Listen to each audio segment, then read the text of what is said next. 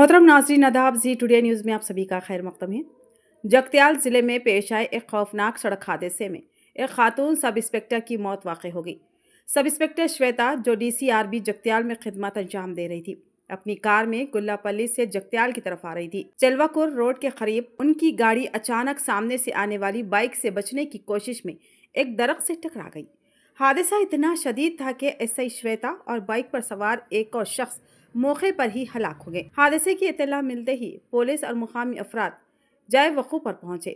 लाशों को पोस्टमार्टम के लिए जगत्याल के सरकारी दवाखाने को मुंतकिल कर दिया गया। हादसे की असल वजह जानने के लिए तहकीकात जारी है।